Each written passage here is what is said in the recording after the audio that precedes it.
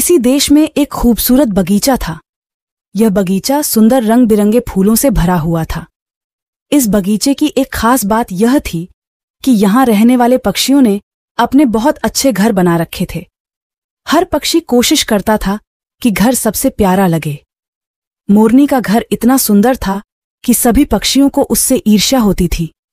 उसने अपने घर को मोतियों, फूलों और सुनहरे तारों से सजाया था और चिड़िया न जाने कहां से तरह तरह की चीजें लाती थीं। उसका घर भी देखने लायक था। तोते के घर में हर हफ्ते एक पार्टी होती थी। सभी पक्षी वहां इकट्ठे होते थे और खूब बातें करते थे। और उसका क्या, बत्तख रानी, जैसे वह बर्फ की तरह सफेद थी वैसे ही उसका घर भी था। उसके घर में सब कुछ सफेद था। सफेद फूलों की सजावट, सफेद मोती। रात के समय चांद की रोशनी में उसका घर और भी खूबसूरत दिखता था। बत्तख रानी की आदत भी बहुत अच्छी थी। सभी पक्षी उसे बहुत पसंद करते थे। अगर किसी भी पक्षी को कोई समस्या होती थी तो बत्तख रानी उसकी समस्या का समाधान करने की कोशिश करती थी। इस बगीचे में केवल कौवा ही एक ऐसा पक्षी था जिसे पसंद किया जाता था। नहीं किया, ऐसी उसकी आदतें थीं। हर कोई उसे समझाता था कि तुम्हें भी अपना घर बनाना चाहिए, लेकिन कौवा इतना लापरवाह था कि उसने अपना घर नहीं बनाया। वह जब भी भटकते भटकते थक जाता तो इधर उधर उड़ता रहता, या हवा और अगर बारिश हो रही होती तो कोई पक्षी के घर का दरवाजा खटखटाता और कहता, कृपया मुझे अंदर आने दो। एक दिन मौसम बहुत खराब था। हवा चल रही थी, बारिश हो रही थी। सभी पक्षी अपने घरों में शांत थे। अचानक किसी ने बत्तख रानी के घर का दरवाजा खटखटाया। बत्तख को पता था कि यह कौन होगा, लेकिन फिर भी पूछा, कौन है ना? कृपया मुझे अंदर आने दो।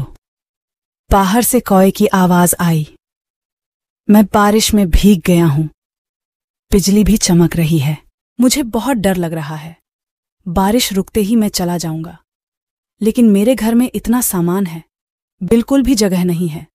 तुम दूसरे पक्षी के घर जाओ। बत्तख ने कहा। सभी ने मना कर दिया है। प्रिय बत्तख, मुझे अंदर आने दो, कौवे ने कहा। विनती की दरअसल कौवा जहां भी जाता था वहां कुछ न कुछ नुकसान पहुंचा देता था, इसलिए हर कोई उससे बचता था।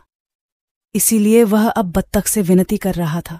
वह जानता था कि बत्तख बहुत दयालु है। आओ।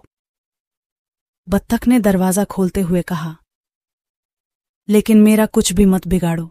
मेरी ड्राइंग रूम में कालीन पर सो जाओ और खाने की मेज पर जिस चीज पर मैंने खाना रखा है उसे मत छूना, क्योंकि कल मेरा जन्मदिन है और सभी पक्षी आएंगे।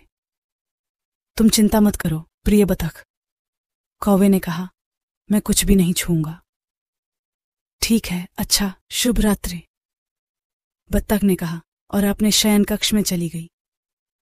सुबह जब बत्तख की आंख खुली तो वह बहुत खुश हुई। उसने अपने कमरे की खिड़की से देखा कि मौसम बहुत सुहावना था। कल की बारिश के बाद पूरे बगीचे में रौनक दिख रही थी। आज जन्मदिन की मजेदार पार्टी होगी। सभी पक्षी गीत गाएंगे और स्वादिष्ट भोजन खाएंगे। बत्तख ने सोचा और कौवे को जगाने के लिए ड्राइंग रूम में चली गई। लेकिन उसने क्या किया? कौवा सब कुछ खाकर और बर्बाद करके उड़ गया था। बेचारी बत्तख बहुत चिंतित थी कि अब क्या करे। उसके मेहमान आ रहे थे। उसके जन्मदिन का मजा बर्बाद हो गया। वह बैठ गई और रोने लगी। तभी उसके मेहमान पक्षी आए। वे भी उपहार लाए और खुशी से वे गीत गा रहे थे। प्रिय बत्तख, केक काटो, तुम्हारा केक मजेदार है। लेकिन बत्तख उदास बैठी थी।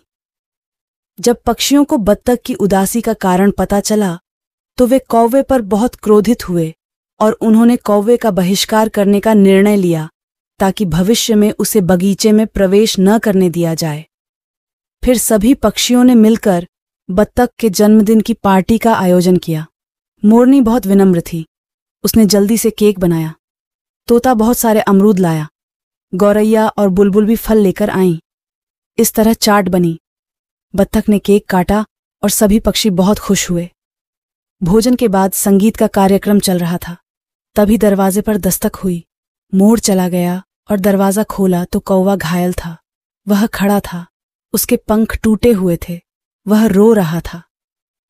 बत्तख से माफी मांगना चाहता था।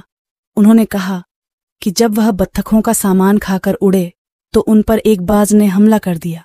वह विरोध नहीं कर सके और गिर पड़े, जहां एक बिल्ली ने उन्हें खरोंच दिया।